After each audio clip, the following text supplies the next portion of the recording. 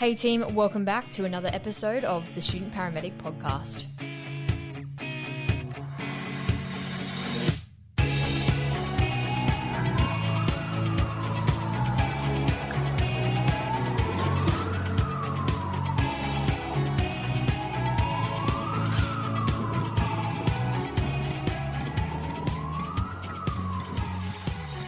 Hello and welcome back to another episode of the Student Paramedic podcast. My name's Alex and I'm your host today. And today I'm sitting with Austin. Now, Austin is both a nurse and a paramedic here in Queensland. And he is one of the sessionals at my university. And so we're going to have a chat to him today about how it was doing both degrees at the same time, and then how he came to get a job in both of those afterwards, as we don't really get taught that throughout our degree. So we're going to have a chat to him about that. Now, Austin, would you like to introduce yourself? Yeah, thanks so much, Alex, for having me. So my name's Austin. I'm an advanced care paramedic with Queensland Ambulance, and I work in Metro South Lasm. And I've also worked as a registered nurse for Children's Health Queensland. So I worked in emergency at QCH and on the cardiac ward for my grad year. I've also done a bit of nursing in school settings since COVID started, just helping them with their COVID response. And, of course, I've done a bit of teaching here at QUT. So a bit of a finger in every pie, so to speak. That's really good. So we'll kick it off with pretty much, how did you find studying both degrees? Did you come straight out of school, go into it, or did you do something prior? Yeah, well, I came straight out of school. I pretty much came to uni with no real plan. Since kind of grade 12, I had a real kind of specific vision, I guess, before I started uni of what I wanted to do. And that was to be an airline pilot, completely different. Completely different. And then decided, 2 weeks before QTAC closed, that I wanted to do nursing. So I looked at the catalogue and I saw nursing and paramedic science, and I was like, oh, that's an interesting combination. I don't think I could ever see myself as a paramedic, but I'll give it a go. So I enrolled, and it all kind of spiralled on from there. So this little country boy from central Queensland came to the big city, and, it's been a lot of fun ever since, to be honest. I still today, working, kind of can't believe I'm in this job from somebody that was terrified of vomit, No, that's all right. You can deal with vomit, but if you're scared of blood, that would be a different issue. Yeah, that's right. So, very good. Well, how did you find doing 2 degrees? So the actual content, was it getting more difficult towards the end of the degree, or was it pretty much the same for most of it? I think it did gradually get a little more intense, and I found that the focus on your critical thinking, particularly in both realms, was getting a little more apparent near the end. And I found nursing was very, very stringent on that kind of planning, critical thinking, understanding the underlying physiology and how that impacts on your nursing cares and your care priorities. And conversely, in ambulance practice, figuring out kind of those underlying clinical priorities and understanding the pathophysiology was imperative, because that was your one kind of safety net for you as a clinician, was that understanding, so that you could make safe decisions. So that I found that this made me kind of, in nursing practice, a little more astute when it came to my patient care, because I was ready to respond, to anything, any change at a moment's notice. But on the other hand, that understanding of the whole patient, how the actual health system works, and a lot of the medications that we see in the community really helped me as a paramedic, because you don't get exposed to that as a paramedic student. You don't know what metoprolol is until you've done your cardiac placement, for example. Or all the different blood thinners or vitamins, all the other surgical procedures that people undergo. So I found that really helpful. And particularly when I started working on road, understanding how the hospital system actually works and, what happens after we drop them off at the ED, so that I could educate patients and students as well, so that they kind of had an idea of what was ahead of them.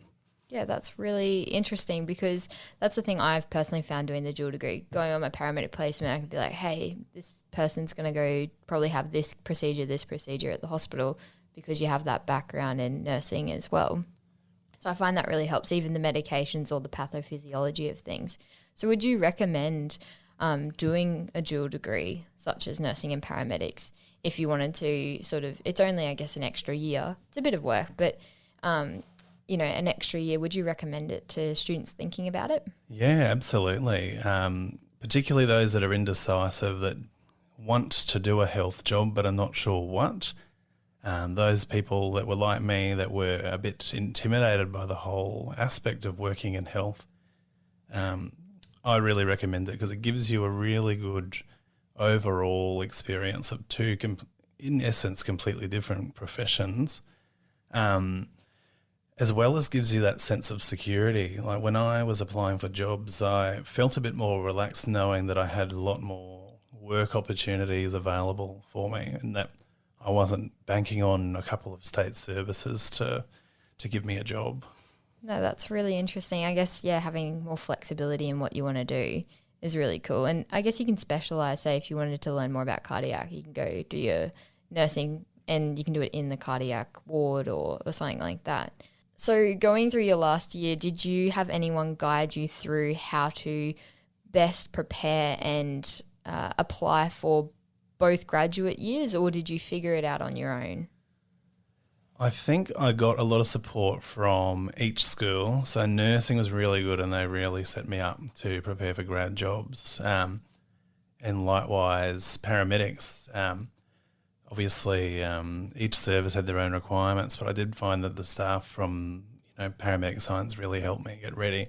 In terms of being a double degree student, particularly when I was applying as a nurse, we kind of fell through the cracks a little bit. And I remember when we had grad info sessions, there were a lot of double degree students that would be asking, what are the requirements of me? I've done, I've got this experience.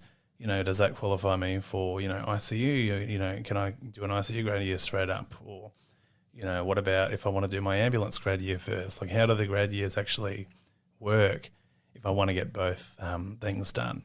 And I found that was a bit lacking, particularly when there were a percentage of us that wanted to try and get both done.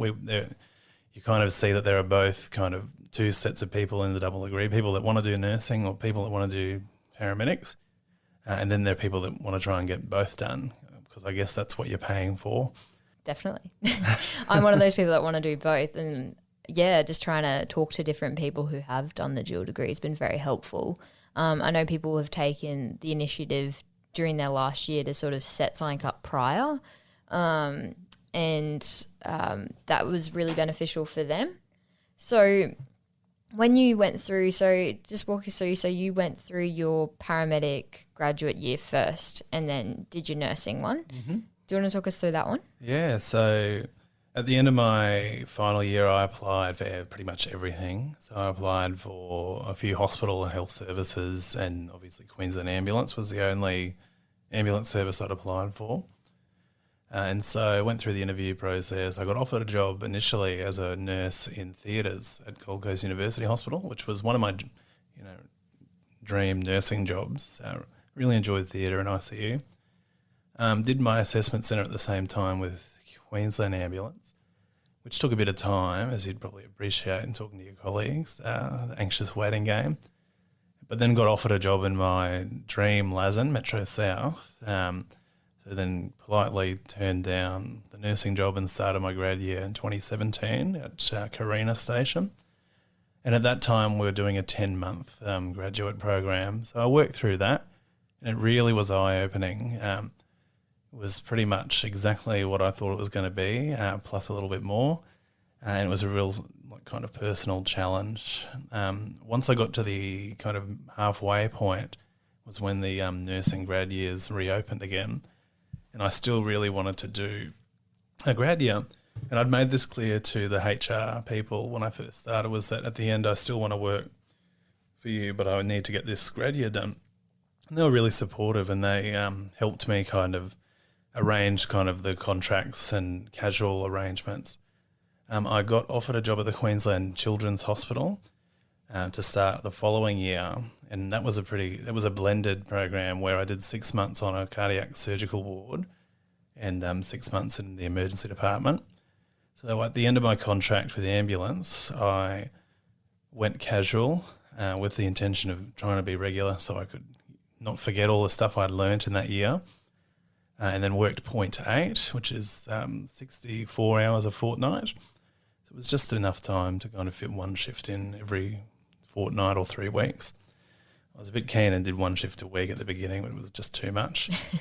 And then worked at the hospital for over a year and really enjoyed it. I never thought I'd like paediatrics. I never did a placement in paediatrics. So that was also really eye-opening. And at the end, it came time to reapply for a permanent position with the ambulance. So once again, I'd applied, popped in an application, not stressing, knowing that I had another job at the hospital if I needed it. But then ambulance came back very quickly and offered me a permanent position at Capella Station, which is where I've stayed since then. And I finished up at the Children's Hospital in February and started the following week. Since then, I've done a little bit of just agency nursing just to keep up my registration. And like I said, I did a bit of work at some colleges, some schools to do some school nursing, which is really interesting, kind of almost like a little subsection of paediatrics. So we did like kind of health assessments, public health advice, given that COVID had just started.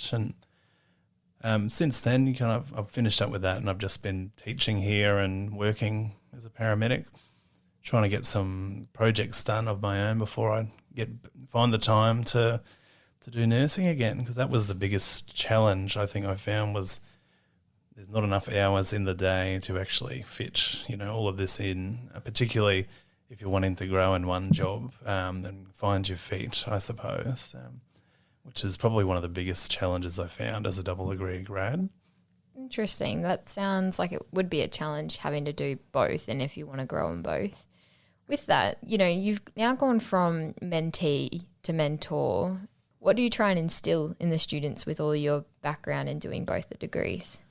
Well, it was a big challenge coming from this new grad to novice, still a novice. I'm 4 years in and I still consider myself very much fresh at the job. But I very much enjoy teaching and mentoring, and even when I have students on road, it's always, very enjoyable watching them grow. And I find that a lot of us new grads, whether we're double degree or not, is that we're very empathetic, and we've all been through the same stress and, the same kind of hardships. And I guess that gives us a little more insight into what the students are going through. When I am teaching, I really try and instill the fact for everyone, regardless of if you're paramedic or double degree, is that you keep an open mind, because it's not, life after uni is not exactly what the brochure advertises it to be, or in the double degree story, not advertised at all. And so my biggest advice to everybody that I've come across is, for God's sakes, don't close yourself into QAS, don't close yourself into New South Wales Ambulance, or, keep an open mind, because there's so many opportunities out there that are beyond what you can find on Seek. And I think all you can do to prepare for that is to be the best practitioner and the best individual you can be, so that when you come across these jobs, and I never went out looking, particularly for nursing, and, they just kind of appeared and I said, oh, that looks interesting, I'll give that a go. And that's how I've gotten into most of these things. So keep an open mind and be inquisitive is probably my biggest advice. That's a really nice piece of advice. That's something that we've talked about a lot to different people on the podcast here is the alternate pathways that you can take. So we talked to Steve Whitfield from Wild Medic, and how there's so many different alternative pathways. So doing humanitarian aid, overseas work, going to mines, private companies, all these different things, and how being a registered practitioner now, that makes it so much easier to do that. Going through that grad year, what was your biggest challenge just from a learning perspective on grad year in your para or your nursing? Well, it was actually quite interesting. It was a really steep learning curve for me when I started with ambulance. And there were many points where I'd thought to myself, I can't do this job. I don't think I'm cut out for it. Maybe the last 4 years of my life was actually a lie. But kind of I pushed on. I think the biggest challenge was just putting everything I'd learnt into practice. That dreaded systematic approach that you learn at uni. Turns out it's actually quite important. But it was something that I really struggled to conceptualise as a student. Particularly going on to cases on placement and trying to memorise, DRS, ABCD, EFG, every kind of letter. And that took me at least a year to finally get comfortable with my own systematic approach and how I came into cases and spoke to patients. Conversely, when I started in the hospital, I was a lot more confident, having come from pre-hospital ambulance practice. And my biggest challenge in this realm was more understanding where I fit in the team, what my role was, what my scope of practice was, and obviously hospital procedures, because each facility and each department has their own way of running things. But in terms of addressing patients and patient assessment and understanding the pathophysiology, I found I was a lot more comfortable with, as opposed to ambulance, where pretty much every aspect of clinical practice was new to me. Even then, like having that experience, especially in ED, because they correlate very nicely with pre-hospital, you went from obviously ambulance to ED. How did you find that? Was it just, like you said, it made you way more confident? But did you happen did it just flow nicely, like the systematic approaches and everything just flowed nicely between the two? Yeah, like a lot of the exact same aspects of the systematic approach I had spent so long trying to master in my grad year was pretty much routine in ED. Like every patient you're seeing every hour, you're using the same assessments on them. Only this time you're following hospital procedure, you're using paperwork, you're assessing different age groups of children, and you're placating and reassuring families. I found it challenging though when I worked in met calls and resus teams. It's something that was bread and butter when I was a paramedic. But all of a sudden I kind of have no idea where my place is. And I actually remember very clearly my first met call on the ward for a child with respiratory distress. The met trolley came in and every doctor, nurse, every kind of man and his dog entered the room, and I all of a sudden had no idea what to do. I kind of just stood there next to the resus trolley drawing up flushes. And I spoke to my nurse unit manager at the time, and I said, I'm so comfortable going to really sick people on road, cardiac arrests, car accidents, etc. But I felt really out of my depth in that situation. And she said it's absolutely normal for somebody. It's a completely different setting. You have the medical hierarchy, you have 50 different specialties in one room, and you all of a sudden become part of this multidisciplinary team, and finding your feet in that team will take time.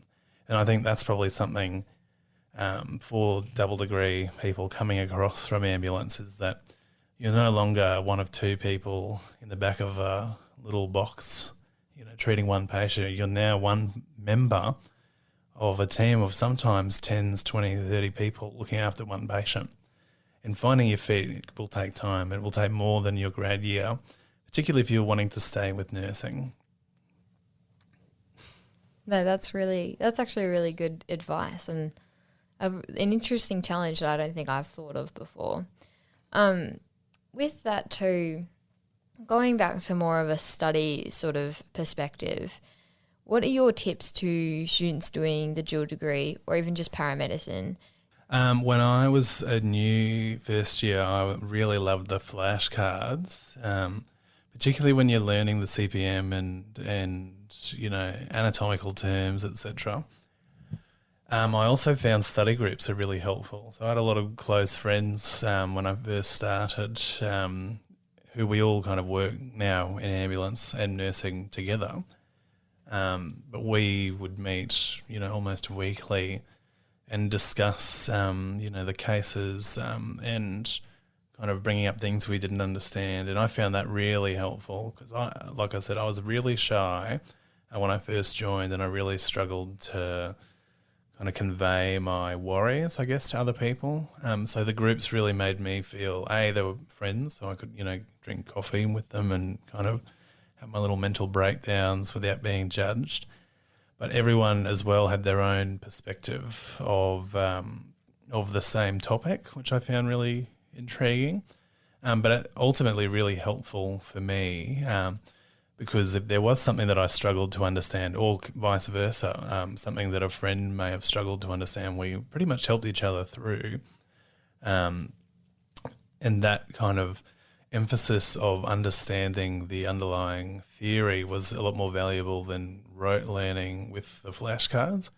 That's not to say that there's not a place for rote learning. I very much value that, but understanding why we're learning what we're doing really helped me kind of remember why we did things and putting that into practice. That's really cool. That's a good way to do it. And it's very personal preference for everyone. But I guess because, you're going to be working with a partner in the ambulance for a long time, probably doing study groups and things like that and working with people is probably a good experience anyway. Absolutely. Learning, and obviously everyone learns their own way, but certainly the group-based learning and kind of supporting each other and just recognising that everyone is on their own kind of path was really helpful for me, particularly when you do go into ambulance or hospital-based practice, where yet again you're exposed to a very broad group of people with different educational backgrounds and personal experiences, and it's just really fascinating to sit down with these people, or you're spending a 12-hour shift with them and just listening to their perspective and getting guidance from these people is really kind of makes you a more well-rounded clinician. You're not just kind of regurgitating the textbook you've been reading for 4 years. That's really interesting. And, going from, like we said before, mentee to mentor, what do you look out for in students that make students a great, student paramedic on placement? I think it's more the inquisitive nature of the student rather than reciting the whole CPM. For me, I'd rather have somebody that's humble and will recognise the gaps in their knowledge and practice rather than pretend they know everything.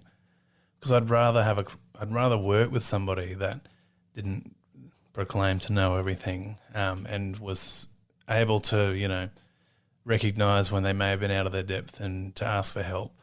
And that's the same thing for students. If a student goes onto a placement with an open mind, some knowledge, it's good to know your paracetamol indications and doses. But, if you didn't, knowing when you don't remember something or knowing when you don't know something is probably something that I appreciate a lot, both as a student and as a colleague.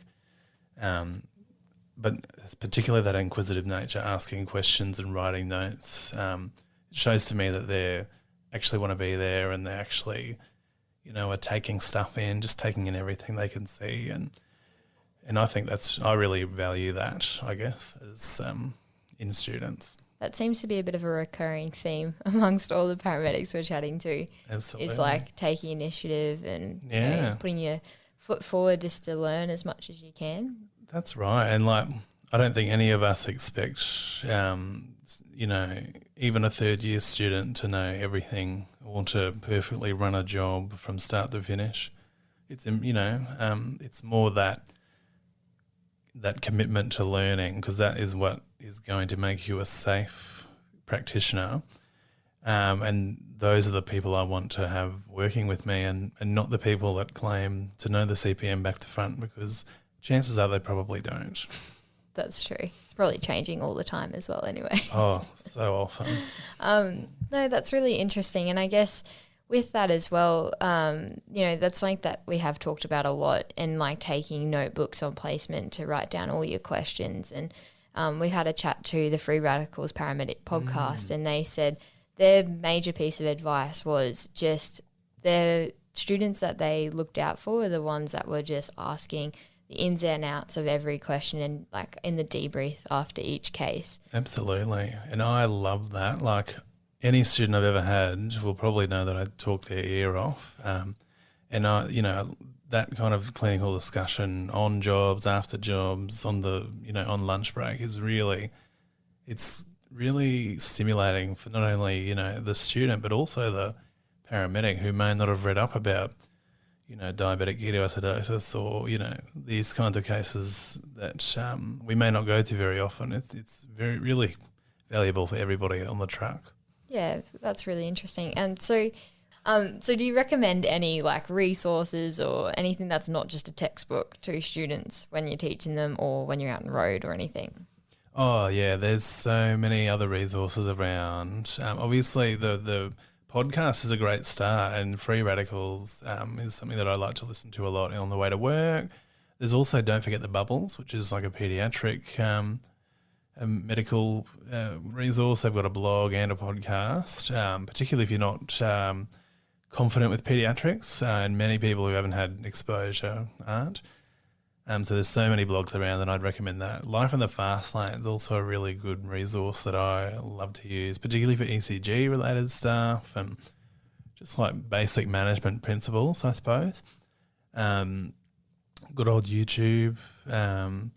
Plus there are so many mobile apps around as well. So back on paediatrics, because there's a whole lot of apps that the Royal Children's Hospital have out that have a lot of easy to look up kind of basic principles on your phone, and just stuff like that. There's obviously the CPM field reference guide. There's Medscape. There's Figure One. There's Geeky Medics, which looks at yes. It's more of a medical student related one, but still really valuable information. But yeah, mobile apps are becoming more and more popular. Particularly the latter couple of years of my studies. So we ended up downloading a whole heap of stuff, and a lot of the classes I'd run, I'd be like, download this app, get this app because that's going to be really helpful when you go on. And you end up having just this whole folder full of all these random medical apps that you probably won't look at again, but you might think of something or go to a particular case and you're like, just pull up that and see if it's got it. And most of the time it's really helpful. Like, just nice extra information to have in your pocket, I suppose. So we kind of moved away from, I don't know what it was like for you when you first started, but you almost were pressured into remembering almost every single aspect of practice, and you weren't allowed to look up anything or carry a notebook anywhere. But now you just carry it all in your pocket, and we've kind of changed to that culture of safety where we encourage looking up things and having these resources readily available, particularly if you're working, in Jimboomba where there's no, the hospital is, ages away, or the help is ages away. Like, that kind of resource is really helpful. Yeah, I even love, because I never knew if we were allowed to use our phones on placement. So I used to get those little clinical reference cards even, and I used to have a stack of them on my belt. Yeah. And even when you're ramped and things, I'd look up stuff, or when you're driving to and from places, I'd always have a look. And there's even little I've got one now, it's like a little pocket book from like My Med-Equip. They're like these little waterproof, like destroy-proof, amazing little books, and I just find them completely handy just for like things like vital signs for pediatrics, because they change every month of their life. Like, it's really interesting. So that's a really good resource. So going towards the end of our conversation, we're going to go through three of the questions that we ask every guest. The first one is, what mistake has led to your greatest learning? Oh, I can think of many, but there's a very memorable mistake that I made when I was a casual paramedic, I remember. I'll give a very brief overview.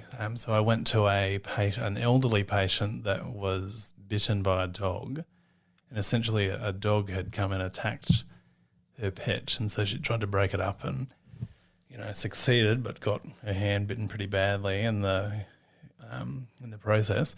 And I was working with a very senior paramedic who I really looked up to and wanted to do well in front of. Got in there and treated the bite and, expertly bandaged it up.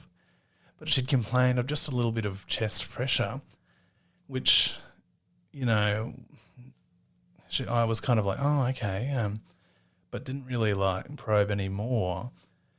And so kind of went in there and said to the guy, the colleague, I was like, oh, she's complaining of a bit of chest pressure as well. Do you think I should do anything about it? And he was like, oh, if you want to, kind of something not very, I was almost like waiting for him to tell me what to do, I guess. But because he was just so cool, so chill. And I kind of took that as, oh, okay, maybe I won't overtreat and I'll just leave it. Anyway, kind of put a 4-lead on, nothing too exciting, and then just went to hospital. Handed over, and I remember so clearly the triage nurse had said this beautiful handover about the dog bite, and then at the very end said, oh, she's got some chest tightness as well. And the nurse was like, you could have started with that, what have you done about the chest pain? And I was like, oh, nothing. Oh. Anyway, long story short, nothing. She was diagnosed with a non-STEMI. Nothing bad happened, and she was treated and recovered. But I learned this very important lesson of A, being confident in your practice, and B, not getting tunnel vision, because tunnel vision is such a big thing, and cognitive bias really impacts upon novice, not just novice, but novice and experienced clinicians alike. And I think from that point on, I walked into every job with a clear head, no matter what it was, really making sure. And again, that systematic approach that I've been so afraid of has actually become my biggest tool in making sure I don't miss anything like that ever again, because it was A, it was embarrassing, B, potentially had the risk of causing harm, and C, it's just bad habits to get into. So that was definitely one of the biggest learning points in my career so far. Oh, thanks for sharing. That's a thing, right? Like, unfortunately, we have to go through some failures or mistakes in order to learn, because there is no learning opportunity without it. Absolutely. And there will be you would be crazy to think that you're not going to make a mistake, because it's a very potentially stressful job with a lot of things going on.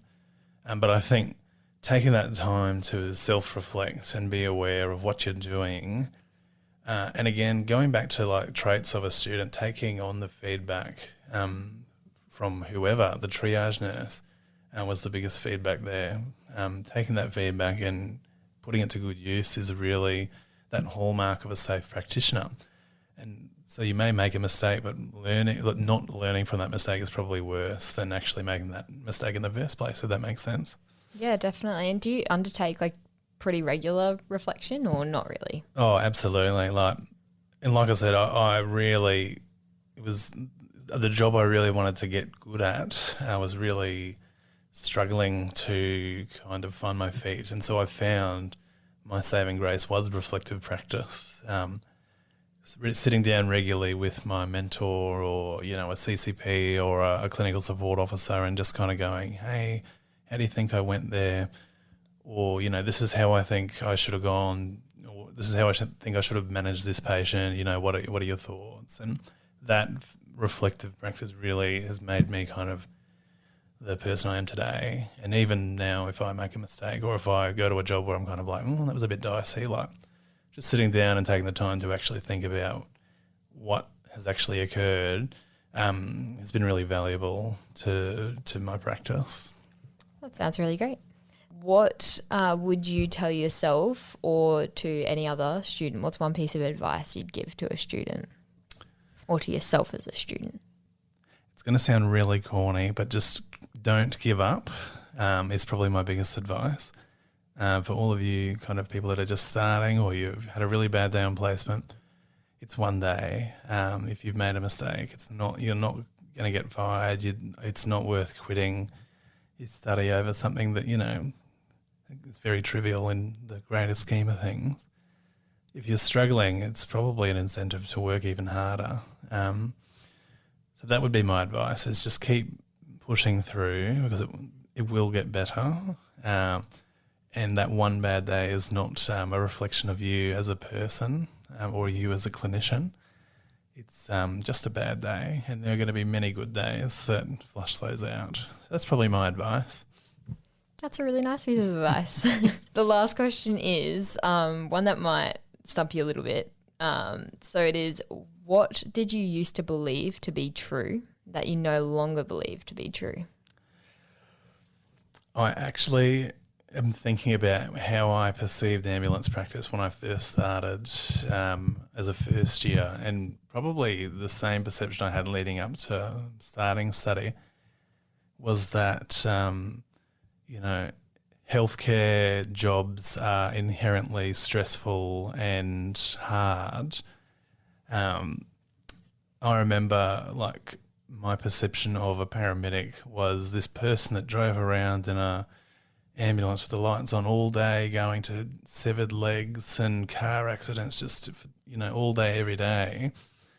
And now having worked in the profession for, a couple of years, it's certainly not true. And it's actually quite it's stressful at times, but it's quite a fulfilling and pretty chilled out job when you want it to be. Same as working in a hospital. I thought hospitals were these places of, depression and death, and I can say that that's certainly not true either. There's a lot of smiling faces, a lot of hope, a lot of innovation, and just, all this exciting things that kind of make you feel thankful to be alive. Again, that sounds so corny, but just things like that. So that's probably what has changed the most since starting studying and working, is that it's not as stressful as it's cracked out to be by the media. That's a really good point of view. Thanks for listening to this episode of the Student Paramedic Podcast. You can connect with us on Instagram, Facebook, Twitter, or you can email us at thestudentparamedicpodcast@gmail.com.